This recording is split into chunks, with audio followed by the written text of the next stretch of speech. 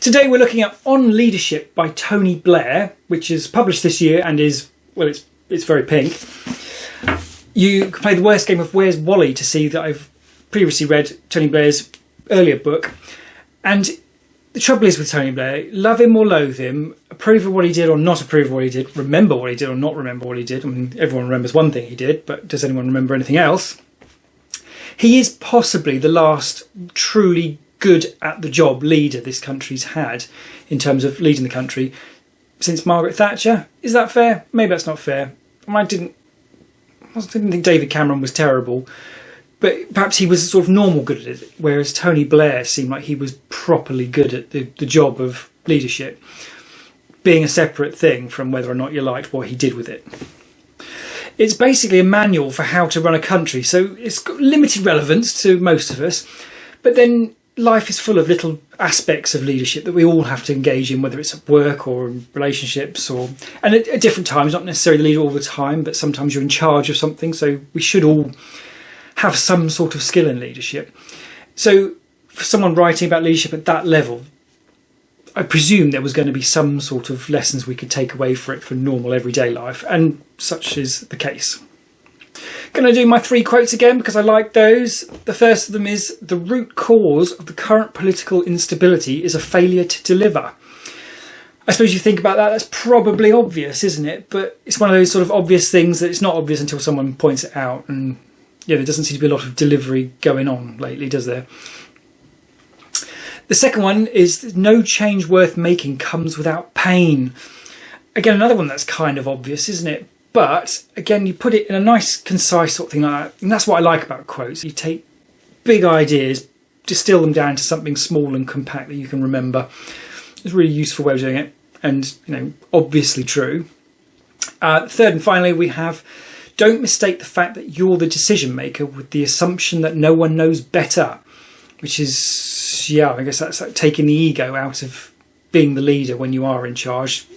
Use other people as your resources because they might have a better idea about how to do something than you do. He has a few really interesting insights into what it's like to run a country. And again, these are sort of obvious, but the sort of obvious you probably couldn't come up with. Someone said to you, list 5 things that sum up how this all works. And could we all do it? I'm not sure I could have done it. I probably would have come up with something. But there's got to be something to be said for listening to the guy who actually did the job for 10 years or whatever it was. One of the early points he makes is the idea that it takes probably 20 years to properly change the direction of a country. But of course, no government actually lasts that long. So you end up with a lot of problems that you can't solve because you haven't got long enough to solve it. He also makes the point that prioritisation is key. I mean, that's going to be more true at government level with so many things to do, but true also for the rest of us, isn't it? And his suggestion is you start with your end goal and work backwards from it. Again, kind of obvious, but do we always do that? Is it that obvious when you're actually in the thick of it? Interesting one. He also has an insight that's kind of paradoxical in that the organisation that you lead is not like a machine, as in it's got people in it, so therefore it's like more like an organism, and it has moods and it has bad days and good days. But at the same time, he also talks about the idea that your architecture of leadership should be a team, and you can think of that as a machine in terms of it has these different parts. You need to keep each one of them strong and in good shape. So it's an interesting idea that those two sort of almost conflict, but yet you can kind of put them together and it does sort of work. Probably everybody's heard the idea that you get these different schools of thought for how you can run an economy or a government, and none of them are great, but there's some are less bad than others. So you end up with capitalism is the way it is, completely flawed, but it's perhaps better than the alternative. And Tony Blair notes that the problem with democracy is that it tends to lead towards prioritising short-term politics over actual long-term policy. And therefore you end up with a lot of short-term thinking, which would seem to contribute something to explain to how we have the problems we have today, politically speaking. He talks about leaders being confused between tactics and strategy are one of the prime causes of leaders to fail. The idea being, strategy being the big, trying to get from A to B, how do you do that? And then the tactics being the little steps along the way. And you want to try and make sure that your tactical steps all point in the right direction. And, if you have to have a climb down strategically, tactically to meet the strategy, then that's okay. But people seem to lose sight of the big picture when they're stuck on the little picture. He mentions populism being on the rise, and that being because that conventional politics has failed to deliver, and therefore everyone's just a bit fed up and will vote for anything to get a shake-up. But he doesn't actually say what he means by populism, and I think that's one of those slightly difficult to define. Broadly, I understand it is it's kind of that them versus us.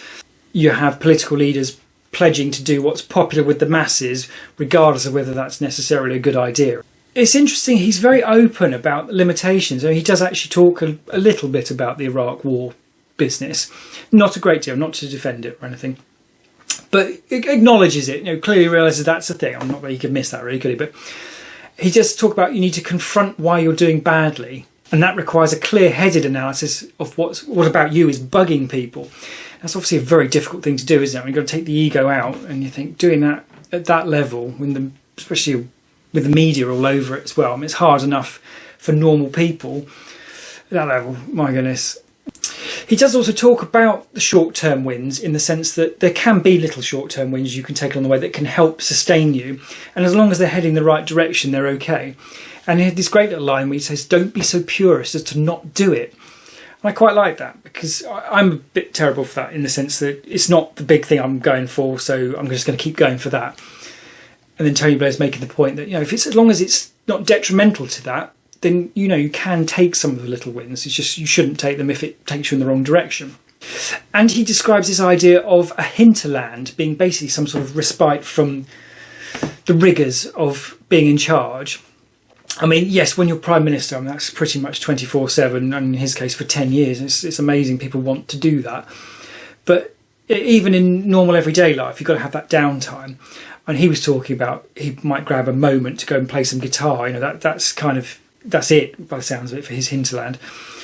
But something for all of us, I think, is just being careful, especially in a leadership position, because there's a big constant burden of responsibility, which is going to take a toll on us.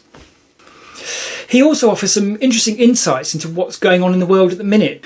He talks about the problem with the Conservative Party seems to have had a bit of a shift from being anti-ideology to a bit ideological. That's quite difficult to say. And then he goes into quite a useful contrast between ideology and principles, or ideals he calls them, but I think of them as principles, I think. And I guess the difference between them is a bit of a grey area because you could certainly paint an ideology as just being a principle. But he defines the difference being that an ideology is a one-size-fits-all answer and covers everything, and it's not compatible with anything else. Whereas a principle can be compatible with several different alternative ways to achieve the goal. And that's a great way of putting that, and it's a good way for us all to test if we're doing something. Is it ideological or is it principle? And it's such a thin distinction, but massive at the same time. It's very paradoxical, all this one, isn't it? But yeah, I quite like that anyway. That was an interesting point. He also oddly suggests that the Labour Party has come to its senses under new and effective leadership, suggesting that he thinks Keir Starmer is doing a good job. Now, I'm not interested in being political. I don't care what other people think about politics, and I don't care to inflict my political views on anybody else. But it's difficult to argue that it's going well for Keir Starmer and Labour. It's very difficult to say what he's doing is effective and clear leadership. I mean, it's not even particularly clear what they stand for. So, yeah, I don't know. That's a little bit of a blip in the book. Is it just being a little bit loyal? And I'm going to skip over it anyway because, yeah, it's difficult, I think, to agree with that. And he doesn't say a great deal about it to defend it, just makes the comment. Interesting, he also talks about Boris Johnson's handling of Partygate, and given this is a Prime Minister who's had a pretty big scandal himself, he makes the argument that all Boris Johnson had to do was admit to it, hold his hands up, offer a little explanation, and it probably, he's still got a kicking, but it probably would have gone away. And it's interesting having a Prime Minister critique another Prime Minister, and to be fair, it's probably a better historical Prime Minister than, you'd have to say Tony Blair was a better Prime Minister than Boris Johnson, wouldn't you? I mean, I've done a review of Boris Johnson's book, and I think I was pretty fair on him and reasonably kind. But Tony Blair does seem like the better leader than Boris Johnson was. So it's very interesting, I think, to have someone in that position critiquing it. completely unrelated to anything else, he talks about France having 2 words for pride.